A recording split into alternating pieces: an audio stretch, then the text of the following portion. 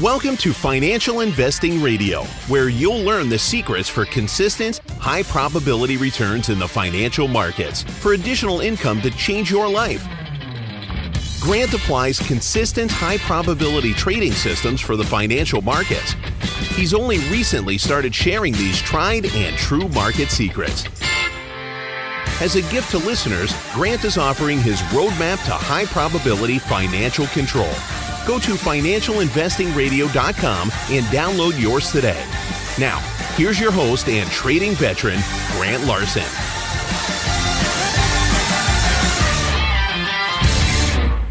Hey everybody, this is Grant Larson. Welcome to another episode of Financial Investing Radio. So if you can believe it, it's hard for me to believe it. I have in the house one of my favorite traders that I learned from years ago. This is the guy that helped introduce me to options many years ago, and I've always been impressed with the way that he teaches. And so after some begging and so forth, I finally was able to convince, Noah Davidson. Do you go by King Noah, or how do you go by King? Yeah, I'll go by, you can call me whatever you want, just don't call me for dinner. Hey, Noah was just showing off his cool green screen. In addition to being an expert professional trader, this guy's got all the other cool tools too. So, all right, let me back up here. So welcome, Noah. Thanks for joining. I've wanted to ask you this for a lot of years. Can you sort of step back and tell us your history? How did you get involved with trading? What led you to it? And let's just start right there. You know, I kind of stumbled into it through serendipity. And I don't know if serendipity is the right word, but just, I started out relatively young in my 20s.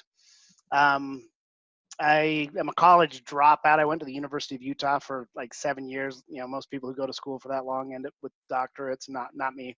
I didn't know what I wanted to be when I grew up. So I just wound up at, jumping from job to job. I got a job in sales, selling computers for Gateway Computers back in the 90s. So, I remember them. Sure. Well, and the reason I bring that up is because I would sell computers, and when I would ask people what they wanted their computer to do for them, about every, maybe 1 or 2 out of 10 calls, somebody would say, I want to do some trading and investing. Oh, really?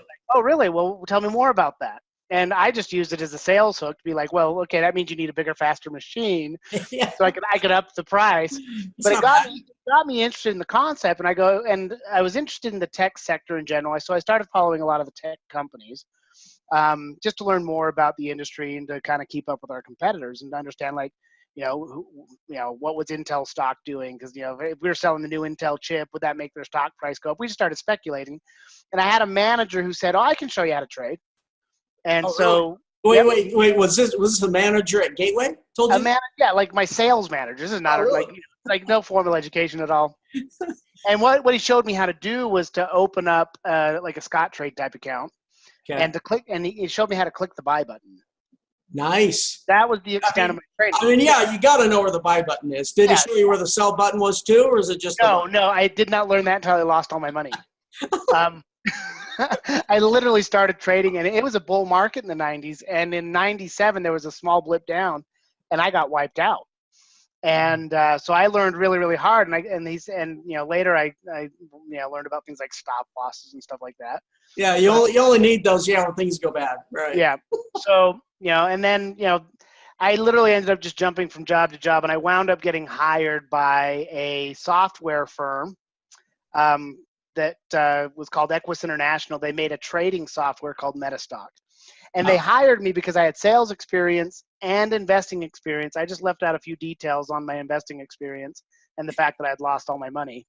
But they hired me to help them sell software, and it was technical analysis software.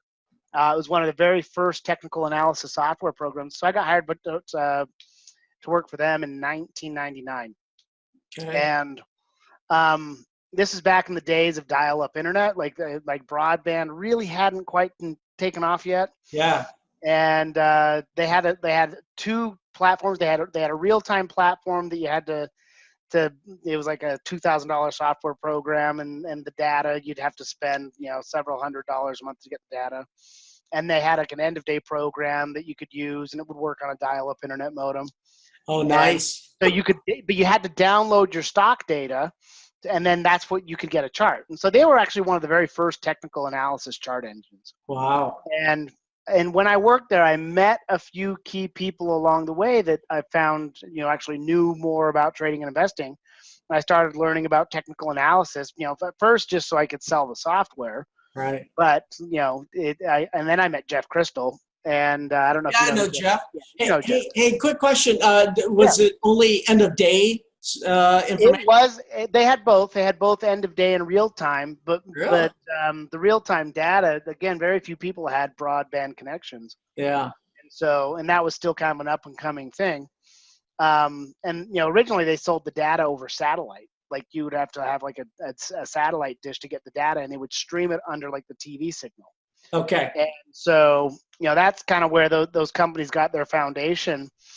And, Jeff Crystal had worked in the industry for a while, and he had learned a little bit about trading. He had been trained by a guy named Tom Josephs, who wrote one of the best technical analysis scanning softwares back in the day. Mm-hmm. And he just taught me how to read chart patterns. He taught me wave cycles. He taught me how to do swing trades. Yeah. Okay. And so, I decided to try my hand at it again. And, pulled some money together, started trading again, and I promptly lost all that money too. And so I was pretty good. I was pretty good at losing money. But I finally just went back and paper traded for a while, and learned how to do simpler things like stop losses and risk management. Yeah. Look for your patterns. Yeah. Practice. Practice. And I just kept working at it until I finally got to the point where I was consistent.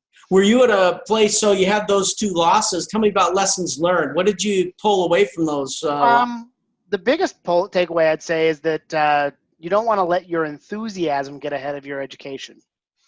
And in hindsight, if you have money to put into trading and investing, or money to put into getting yourself educated, get yourself educated first. Yeah. It's the most important thing you can do, because you can learn from other people's mistakes. And you can come out of those, you can learn with less psychological damage, I suppose. Because when, losing money is not fun, and it makes you afraid to pull the trigger.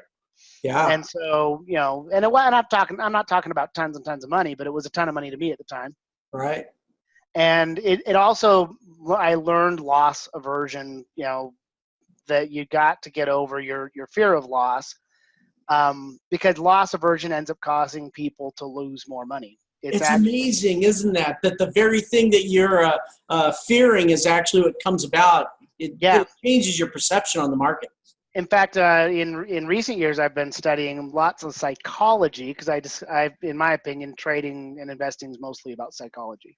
Mm-hmm. And it's about your own psychology, trying to figure out your own psychology with money. And there's a great book you got to read if you haven't read it, by Michael Lewis. He's one of my favorite authors. He wrote The Big Short. He wrote Moneyball. He's kind of he writes a lot of books about the financial industry, because that's where he was, kind of cut his teeth. Yeah. And one of the books he wrote, it's called The Undoing Project, and it's about Amos Tversky and Daniel Kahneman, who won the Nobel Prize in economics for prospect theory. For what? For prospect theory. Oh, theory. Okay. And prospect theory dials in what's wrong with traders. Is that it describes, and it's a very simple mathematical graph that describes that average people are loss averse, but they become degenerate gamblers once they start losing. They're not degenerate gamblers until they start losing. And then they will double down, or they'll take more risk in hopes of getting the money back. Mm-hmm. So you have to just get over it, and learn to reverse your wiring, where you're willing to take small risks and not be averse to the loss. So this is turtle traders gone wild. Basically, I mean, these are lessons I had to learn the hard way. Other people might have learned them, by just listening to their instructors, and actually, following the rules. Right. But I've never been very good at following rules in my life. Just on average, I think they were made for other people, not me. So it really just comes down to getting used to losing small amounts of money. Yeah, I read that. I have not read that particular book. It's called The Undoing Project. The Undoing Project by Michael Lewis, and it's really just a great storytelling about these two guys and how they ended up winning the Nobel Prize in economics. But along the way, I learned about the prospect theory and the concept behind it. Like, it was just kind of like a light bulb moment when you rediscover something you already know, but you rediscover it in a way that's described so succinctly that it just comes down to, oh wow, that makes so much sense. It's why I think new traders have a hard time getting going. Is once you learn how to take the small loss, you can be a successful trader and investor. It's the Warren Buffett rule, number one rule of trading and investing: don't lose money. Well, that's impossible. You can't not lose. Yeah. And and I've learned the lesson over and over and over again as a trader, where it just comes down to really be a successful investor, you have to be willing to take risks, but you get to control the size of the risk. That's one of the things I love most about trading in stocks and options and everything else, is that you can position size yourself in such a way that no one trade has to be devastating. In fact, I find that to be so true. The very first trading book I ever read, I can't remember the name of it, but he said a similar thing. He said the biggest problem with traders is they have an inability to lose. They don't know how to take a loss. And I remember reading that, and I didn't believe it. It's like, what? Are you kidding me? That's crazy. And then, of course, years later, I'm like, that guy was right on. And it's probably every good trading book ever written has to have that same conversation in some way or another. Mm-hmm. Because once you do start losing, it's that inability to rip off the Band-Aid that ends up leading people to bleeding out their accounts. So how did you overcome the psychological fallout from two losses, if you will? Initially, it just came down to using actual technical stops instead of mental stops. Mm-hmm. When I first started out, I was relatively undisciplined, and it took me. I tried to teach myself how to trade at first, and I probably spent 3 to 5 years or so doing it. And I did end up taking classes and getting professional training, and then that helped me turn it around. And I ended up working with people like Jeff Crystal, who mentored me, and they drilled back into my brain that you need to use stop losses, you need to automate the process, because ultimately you really can't trust yourself to pull the plug on trades until you get accustomed to that loss tolerance. Now I can actually do it manually, but I still, of course, automating stop losses is the simplest mechanism to keep your money safe. And it's just changing your mindset from winning and losing to income and expense trade. You want to get over that gambling lingo between winning and losing, and it's income trades and expense trades. It's a business, and you want to cut those expenses. Keep it low. You just dropped a big value bomb there. Say that again. Well, you called that an income trade versus an expense trade? I never heard someone describe it like that. Well, people use the terms winning and losing. I had a nice winning trade, or I had a losing trade. Mm-hmm. Well, nobody likes losing. In fact, it's particularly difficult for our egos to accept losing. Mm-hmm. And trading is just a big game of ego. It's a big game of overcoming your fear of loss. And a simple way to do that is just to turn it into business expenses. And so you can take small business expenses, and it's no different than anything else. It's no different than having a business expense to buy equipment like a computer. You can measure it as an expense, and you know what the expense is before you make the purchase. You kind of weigh out the cost benefit analysis. And in trading, it comes down to potential risk and reward. And it's just knowing your predetermined threshold, what your expense threshold is before you go in. And again, when you put it in those terms, income and expense, it's now you're running a business and you're not gambling. And that's truly a mindset shift, I think, for a lot of people to think about it that way. Yes, absolutely. Was that something you came up on your own, or? Oh, no, goodness, no. I have no original material whatsoever. Not even my comedy is original.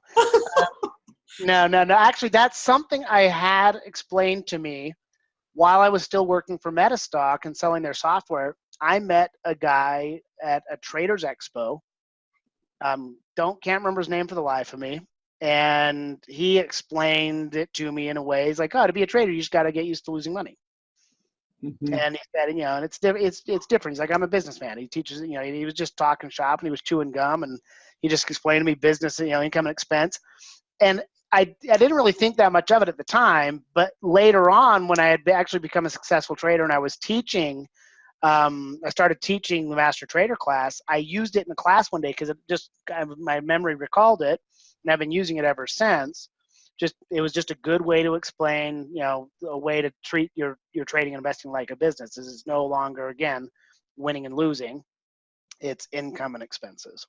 Oh, that's really cool. I like that a lot. So okay, so you go to Metastock, you start trading again. You take this second loss. How did you get back into the market again? How long did that take? Well, I ended up rolling over an orphan 401k and started all over again. Third time's the charm. That's just what it came down to. Is I had some capital I was able to access again. And I had a system and a plan by that point in time. And I'd also gotten enough practice just in virtual accounts that I was able to just get back into the markets. And to do so with some consistency. And then, I've been all over the board as a trader throughout the years as I've learned new strategies. But one of the things I've forced myself to do is to master something on paper before I take it live. Because learning to trade a new strategy in a live environment is not the way to do it. That's dumb. Yeah. That's really dumb. Okay, so that's interesting. So has it been options the whole time, or what else have you traded? I've traded everything. I've traded stocks, options, futures, and forex. I've done it all. My mainstay is options. Is it? Okay. There was a while I would say I was a forex junkie.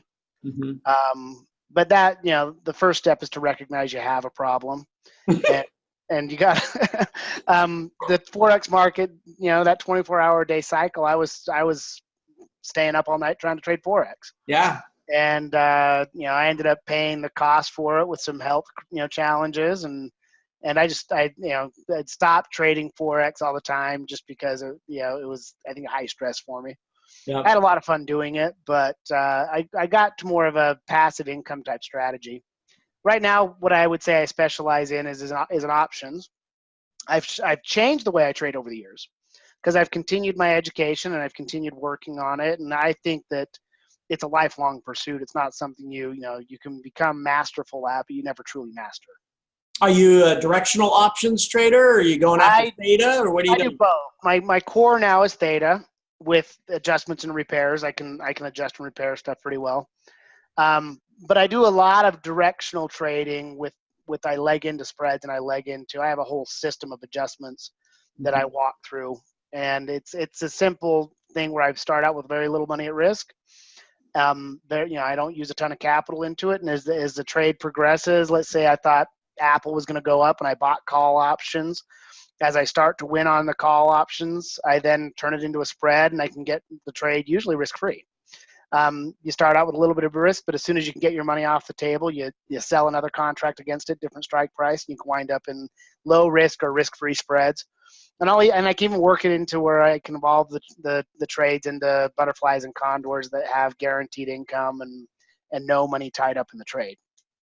So you have a favorite. It sounds like you really enjoy legging into the spreads. Yes, it is legging into spreads, which is a lot of lingo that I'm sure a lot of people don't understand, but it's pretty sneaky. It's actually stuff I learned a little bit from Jeff Crystal. It's also I picked up an article from a guy named Michael Catalico many years ago that I studied it, and it kind of became like that secret playbook. Like you could think about the old football coach's secret playbook. Yeah, right. It's like, this thing is awesome, and it's like a 30-page article. And I read it over and over and over again, and I finally started to click. I mean, I can learn anything if you teach it to me 7 or 8 times.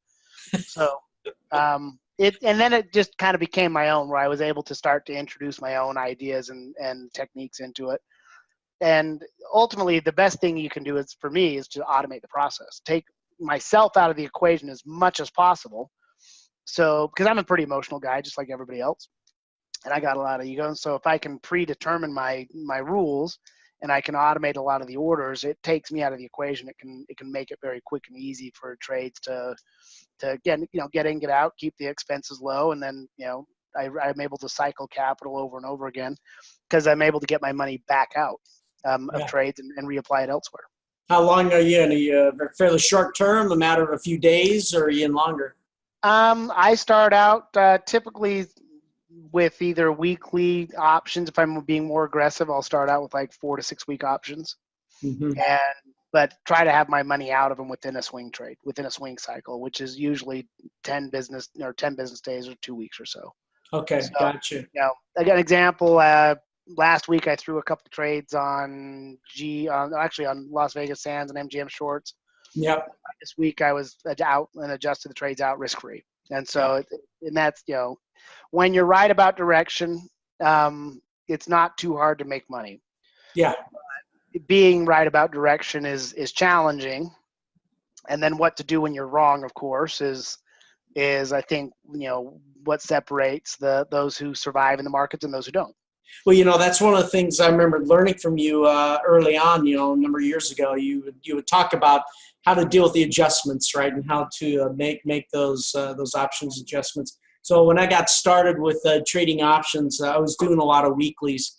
But I was after the theta, right? So I was selling a lot of things, way out of the money, and then just trying to let them expire. And did pretty well and enjoyed that a lot. But I'll never forget one time, right on Friday, there's 5 minutes before the market closes. It comes right up into the money, right, hits my strike price. I am jumping around my office. I am just, I'm like, I'm going to go from making, I'll use an analogy. I'll go from making pennies to losing hundreds, metaphorically, right? And I was like, I'm really going to get spanked.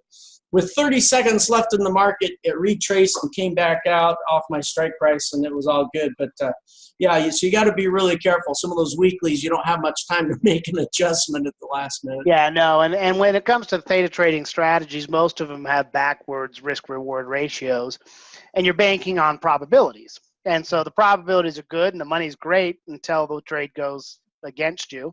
Yeah. And having a good exit strategy, having a good way to hedge out of those, I think is really critical. And even, if you don't have any sort of sophisticated methodologies, just having a good solid stop loss rule. Yeah. Is what keeps you in the game on those. Because, I started learning to do credit spreads. And that's how I managed to damage my second account, was through credit spreads and not knowing how to unwind them. And right. The credit spreads, you're supposed to go for the deltas of 25 and the 75-80% probabilities, and they're great, they work until they don't. And then you get spanked. Yes, absolutely. So if you know how to at least outrun that old wooden spoon or your dad's belt, you can avoid the spanking. So. It was a wooden spoon for my growing up. Funny you mention that. I think it's an age thing. So it's something that seemed appropriate at the time. And I earned every spanking I ever got. So. Yeah, same here. Yeah, at some point I made sure the spoon was broken. So, so it's funny you mentioned that about credit spreads, because at some point I converted from going after those credits to becoming more directional. And well, I think there's a big difference in psychology. And here's kind of my take on that. Credit spreads are high probability, they're good, but you have to have a good management system. Because the psychology is you're hoping and hoping and hoping it doesn't move. Mm-hmm. And you're like, it's like this waiting game of hope and, kind of biding your time. And if it starts to move against you, it puts people onto that same kind of prospect theory losing curve where they start to draw down and they have a hard time pulling the Band-Aid off. It's right. Do I pull now? Yeah. And your gains are fixed. You have a maximum income kind of predetermined out of gates, and the percentages and the ROIs are great. And you'll win 9 out of 10 of them. It's just the 1 or 2 that go bad. It wipes out all of your gains, all the other profits. And so you have to have and so there's a different psychology behind it, where you're sitting there hoping and praying it doesn't go against you, and if it does, you panic, and it's a scary thing. Yeah. Well, a directional trade, you're starting out with whatever fixed risk you have. And so if it goes against you out of the gates, you kind of predetermine your fixed risk. And so if it stops you out, you're not really getting into that hope and prayer situation where, you end up building an altar in your backyard and sacrificing, chickens to appease the market gods. It doesn't really work. But with a directional trade, it's, if you start winning, you're dealing with a greed psychology that's very different. Mm-hmm. And so I think with directional trading, you have to learn to deal with greed more than you have to deal with fear. Because if you're doing a good directional trading strategy, you're entering your trades with fixed risk. Yeah. And you have low fixed risk for high reward. Whereas credit trades are low fixed income for high risk, but you're banking on probabilities. And the probabilities work, again, most of the time. But it's when they don't. By the time people get to the point where they realize the trade's not working, they're already in a bit of pain. Yeah. And if they're over position sized, they're in a pain point where they're panicking, and they don't know what to do. Yeah. And so they can let a trade go to absolute worst case scenario, and just like they become deer in the headlights, they freeze. They freeze. Yeah. Yeah. And so, and that's what part of learning the trading game. And I think every trader has to go through a dramatic loss. Yeah. They have to experience a loss, and you hope it's not fatal to their end game. You got to stick with it, because once you experience and the market takes you out behind the woodshed and gives you that proverbial beating, you start to respect the market a whole lot more. Yeah, and you realize the market can give and take, and it comes down to learning how to get the consistency on your trades. And I do like directional trading more. It's kind of more of I do about a third of the portfolio focusing on core theta trades, maybe up to half of it. Okay. And then I work maybe the other half of the portfolio, a third of it, into directional trades, and I keep a third in cash for repairs. Oh, so good. I do about a third. Yeah, that's smart. Okay, that's great. Great breakdown. Because I find if you can throw money at problems, you can make them go away sometimes. Yeah.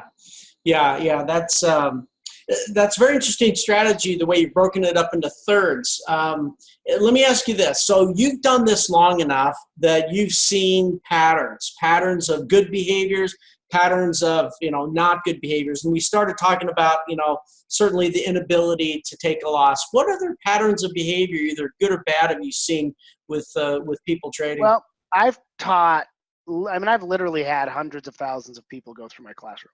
Okay. Hundreds of really? Wow. Yeah. It's been a lot of people, and that's over the course of, almost 20 years now. I've been teaching, I've been trading for almost 20. I've been teaching people since 2003, 2004.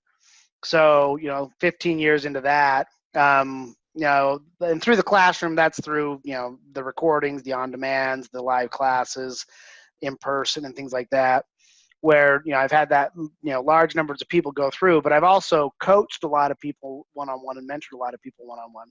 I've probably coached, I'd say probably 1,000 people or so, and mentored well over 100. And everybody, I think, has the same basic core psychological issues, but there's different personality types. There's about 4 core personality types. And depending on what your personality type is, really has a lot to do with what you need to get your consistency. For some traders, I call them the driver types. They're the ones who just like to get after it. Go. They're impulsive. They just go. They like winning. They're all about winning. They're usually relatively successful in life, but it's because they're go-getters and they just go.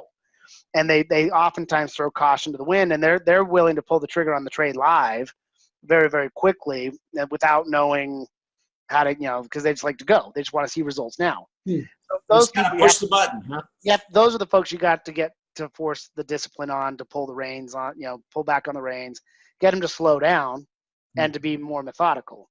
Okay. You run into the analytic types. I call them analytics. It's a good name for them. They overanalyze everything. So they may never pull the trade. They keep waiting for the. Well, they're the ones with the best general skill set for trading. Okay. But they tend to be engineering types. And they tend to be overly analytical, and a lot of them just suffer from analysis paralysis. Mm-hmm. And that goes for getting into and out of trades. And so for them, it has to become rule based, and they need help pulling the trigger. Okay. Then there's people like this is kind of, I'm a bit of an analytic and I'm a bit of a driver myself, but I'm also third type of person. I call them amiables. They basically are kind of people persons. They're the kind of people who wind up usually in sales jobs or. Oh, gotcha. have people skills. Yeah. They communicate to management, so the engineers don't have to, type of stuff. Uh,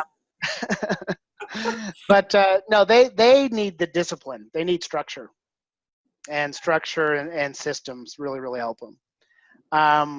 And then there's a third class. They'll get called Sallies and whatnot. They tend to be, they need somebody to talk to. They need like trading psychologists. Did you say a Sally? No, yeah, they're like personality types. They're known as Sallies. They're just really, they're very heartfelt, emotional people. They're very emotionally intelligent. Gotcha. And they want somebody. They need a sounding board. Like they a lot of times will lack confidence in their own ability to see the pattern. Oh, I see what you're saying. Okay.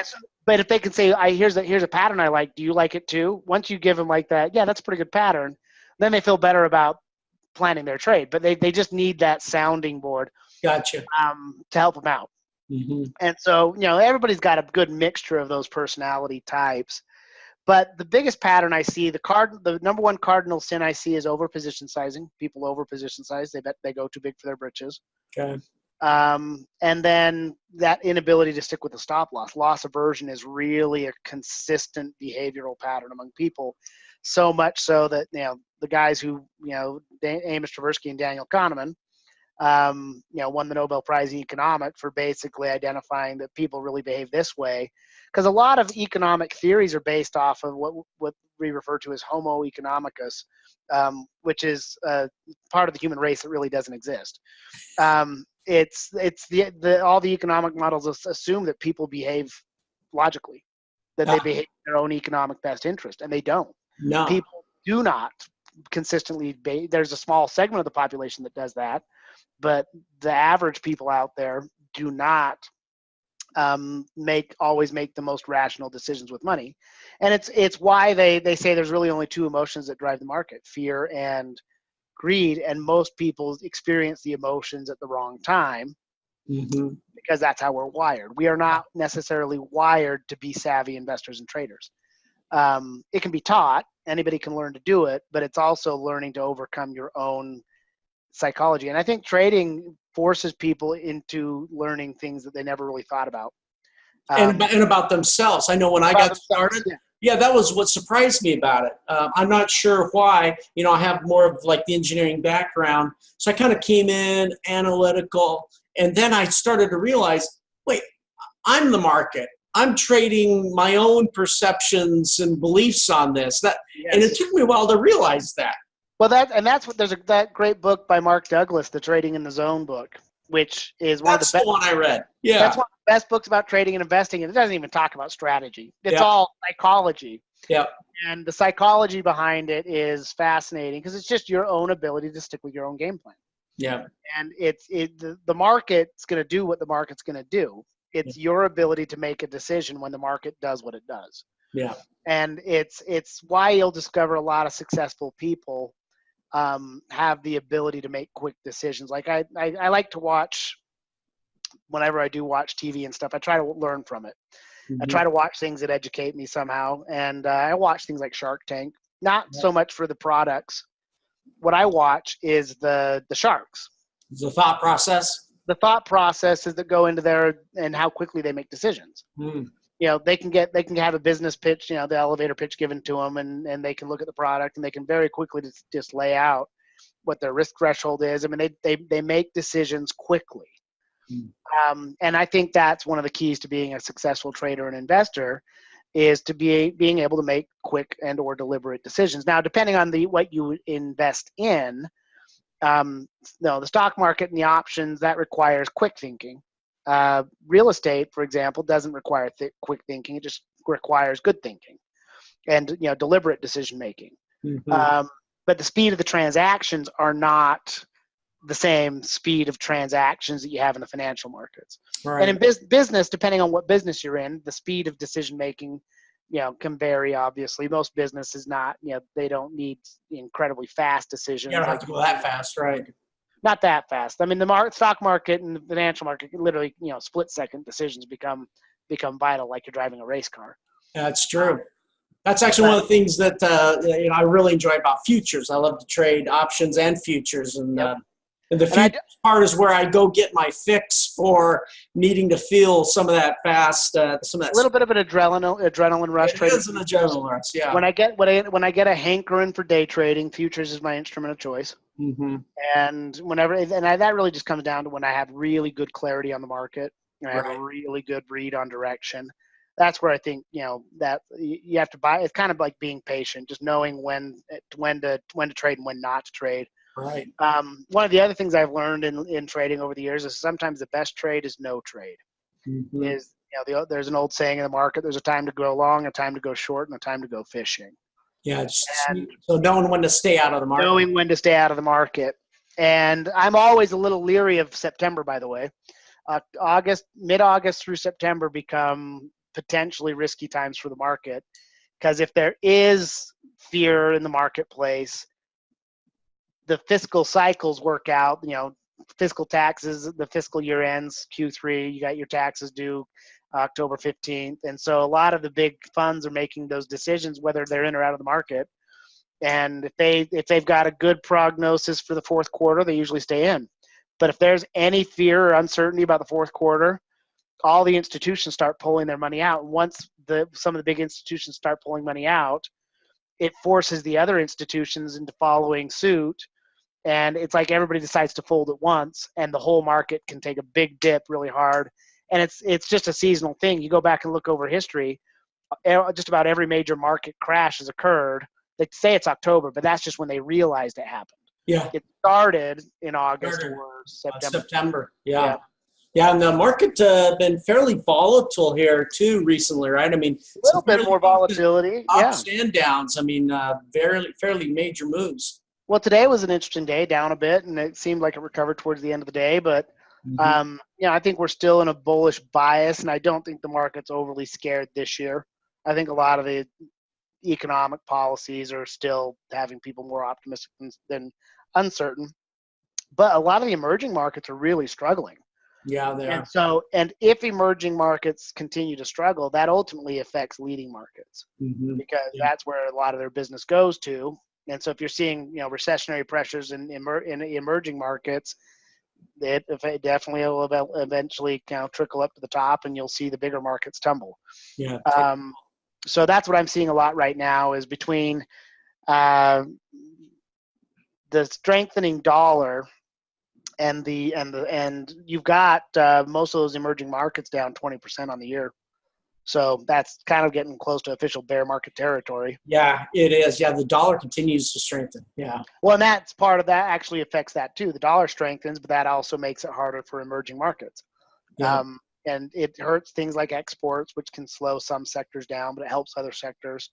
It helps inside the U.S. The smaller companies, the small caps tend to do relatively well.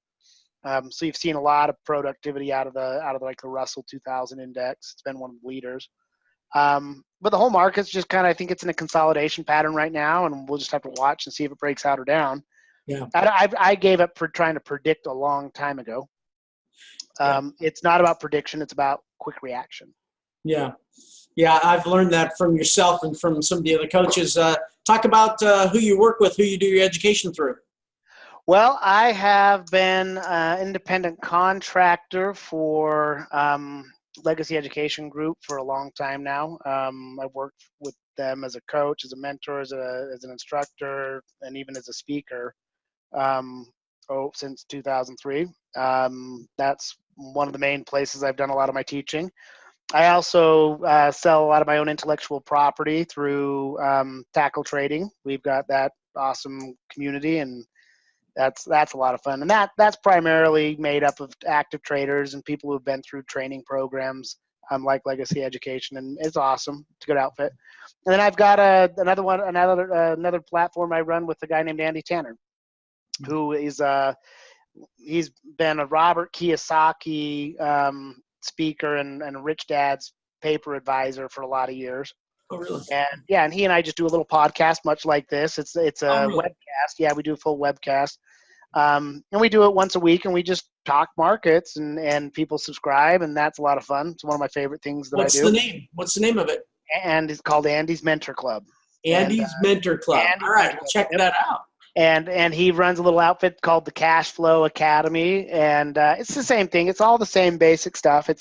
It's learning how fundamentals work. It's learning how technicals work. It's learning how to trade, how to buy and sell stocks, options, futures, the instruments, and then how to manage the risk. And a lot of people, when they think about investing, they start thinking about fundamentals. And then, as you learn how to trade, it becomes more about the technicals and learning how to read the body language of the market and the charts, because the fundamentals, that's easy information to get. Yeah. You don't have to overthink that. You can go pick a really good, fundamental picking service, or like the Investor's Business Daily newspaper, and there's a list of stocks. They already did the homework for you. Yeah. In theory, they're fundamentally healthy, and then you never really know if their books are being kept honestly or not. You don't really know how well you can trust. And a lot of times the information is they massage data in a lot of different ways to come up with the numbers. And so fundamental analysis is just why you'd want to invest in something. If I were to choose between, Apple or Tesla, I'd choose Apple because I know they're fundamentally sound. Right. Mountain of cash, whereas Tesla's running negative numbers, and there's a lot more risk there. Now, they're both growth companies, and I think they're both really innovators. And on a lot of levels, I think Tesla's really exciting, but I also know that they're losing money. Yeah. Hand over fist. And so from a fundamental perspective, you're speculating, if people are buying and selling that, are speculating on future, growth. Whereas Apple is, again, not a recommendation to buy or sell Apple, but they're cash rich. Yeah. And they're fundamentally sound. Whether or not the price of the stock at the current value is going to hold long term. Right. That's another topic. Right. That's not what I worry about, because I look at the charts and the trends, and I make my decisions off of what I see on the charts. Mm-hmm. I run them through a basic fundamental filter, but that's just the first step. And that's where a lot of investors end, is that first step. Yeah. For me, it comes down to, okay, what am I trading? How am I trading it? How am I managing the risk? And so, I've got 3 additional processes I run all my trades through, and I just 4 simple steps: fundamentals, technicals, what you're trading strategy wise, and then how you're managing the risk. See, I think that's super clear too, right? And you've got those steps you've developed over the years. You apply consistently across all the instruments that you trade. Well, and that's, I think, one of the keys to my success, is being able to take the seemingly complex and learning how to make it simple. Mm-hmm. And a lot of that just came down to, that's what it took for me to understand it, was, okay, explain it to me like I'm 5 years old. Well, okay. And you've had lots of good practice too, explaining it to people, which I think forces you to become very clear. Teaching people how to trade has helped me learn how to trade better, because when you have to explain something 10 different ways, mm-hmm. you really do have to know your stuff. Yeah. And then you get asked a lot of questions like I hadn't even thought of before. Like, when I first started teaching, people would ask me questions I honestly didn't know the answers to. Mm-hmm. And so it would force me to go learn new information, and to really truly understand it. Or they would pose a question that made me think about something a different way. Some of the things that I in trading investing are really easy to understand. And I always tell people, it's not rocket science. It's not. Right. The stock market at the end of the day is a glorified flea market. With fancy computers. That's all it is. It just comes down to basic haggling over a product. Yeah, I want to quote you on that. It's a glorified flea market with computers. That's it. That's all the stock market is. Well, it's because it's really esoteric for a lot of people out there. They fear the financial markets because stock it's not a tangible product. Like real estate, I think something people easily can invest in because they understand it. They see it, use it, they understand it. It's real. Whereas financial markets, paper assets, you're talking, and even more so in the digital age, even back 30, 40, 50 years where you had paper certificates. Yeah. Now it's all just digital. Yeah. It's in your head, and it really is just a head game. Yeah. And I think trading is very much like a video game. Yeah. And it's just learning how the game is played. Yeah. And I've learned a lot of different things about that. But again, it comes down to, if you can make it simple enough to understand, that, really I'm not, when I'm trading a stock, I'm really not even trading the stock itself. I'm just trading the price action, which is I'm trading the traders. That's right. Trading the expectation of the other traders. Yeah, and your viewpoint on it. So it sounds like one of my takeaways is I need to tell my wife I'm in here playing video games. I thought I was doing some trading, but I'm actually playing a video game. Well, it is a video game with monetary consequences. With monetary consequences. But it is also, it's not like playing online poker. It's not you're not, trading is not gambling. Investing is not gambling as long as you have a system. Yeah. If you don't have a system, you might as well go to the casino. I hear they serve free cocktails. But I'm not the kind, most of the traders I know are not the kind of people who would walk into a casino and gamble for anything other than just fun. Yeah. Like they would, if they did go into a casino, they would walk in with I got $200. That's it. If I lose, I'm out. Yeah. That's all they would be willing to risk. And that might be their same pain threshold on a trade. Yeah, that's right. Yeah. Have the risk tolerance plan already. Risk tolerance. And so, and it does come down to, I think, that risk tolerance, understanding your pain threshold is, I think, really an important part. And it's your pain threshold and your pleasure threshold are surprisingly similar. Like you won't get excited about an income trade until it gets past that pleasure threshold. Yeah. Yeah. That's an interesting thought. Right. It is. And your pain threshold is where your IQ gets cut in half. For most people, it actually equates somewhere near their average daily wage. Mm-hmm. So median income in the U.S. is what, $50,000-$60,000 a year. Yeah. That means that the average person's working 5 days a week, and so you crunch the numbers. That means they're making $200 a day. Yeah. So they go work for their boss and they make $200 a day. Well, most people's pain thresholds, they're not as high as they think. I'll run classrooms and I'll say, okay, when you hit your pain threshold, tap out. And usually people don't tap out until you get to $800, $900, $1,000. But that's not really what their pain threshold is. Real life, yeah, not when it's real life. People's pain thresholds tend to become very much subconsciously equated to their daily wage. Mm-hmm. So if they've been a lawyer who makes $1,000 a day, they probably do have a higher pain threshold.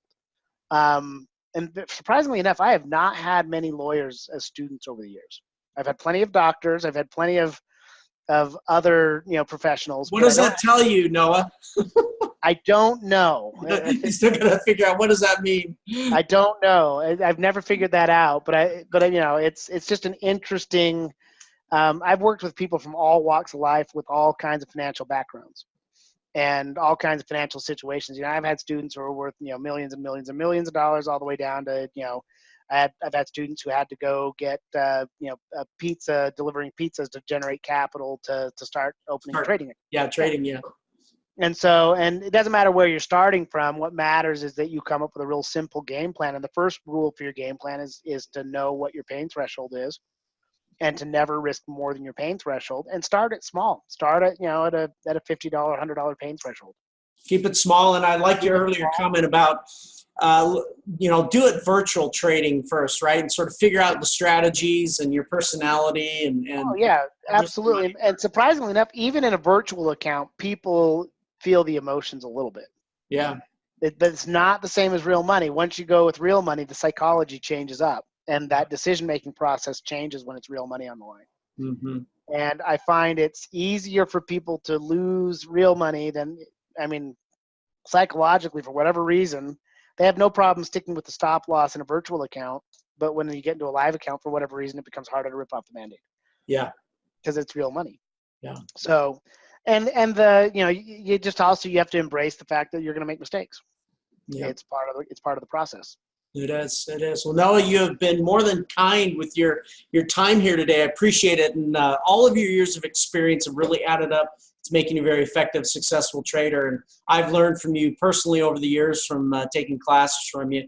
As we wrap up here, any final tips for our listeners? Yeah, get educated, invest in education, spend some time, get some classes, learn, read, be a student. And then as your knowledge grows, your confidence grows, and your ability to make smart decisions quickly increases. And so it just comes down to, you want to also hang out with the right people. listening to financial podcasts like yours is very, very valuable because it provides you thought processes and perspective, and it makes you think about, things like money and investing in a different way. And if you're, people out there, you'll hear this often is that, your net worth is the average of your 5 to 10 closest associates. Mm-hmm. So if you want to make more money, that means you need new friends. Yeah. So you want to start hanging out with people who are doing what you want to do. So if you want to be a real estate investor, you need to hang out with people who are doing it. Yeah. If you want to be a trader, you need to hang out with people who are doing it. And you have to learn how to think like a trader, because I learn from the people I hang out with all the time. Because they pose a question or they ask something, and we ask each other questions we don't know. Like I'll get a phone call, why is the price of gold going down? I don't know. Why is the price of gold going down? Let's find out. And so you look at it, and it just makes you think, because people in your network are looking at the same things, and it's just it becomes a part of your conversation all the time. Yeah, that's incredibly powerful. Yeah, that is. Well, no, thanks again for your time. Appreciate that. And everybody, thanks for joining this episode. And until next time, get some education. That's good. Thank you for joining Grant on Financial Investing Radio. Remember to subscribe and leave feedback. Don't forget to download your free roadmap to high probability financial control before you make an investment decision. Visit financialinvestingradio.com now.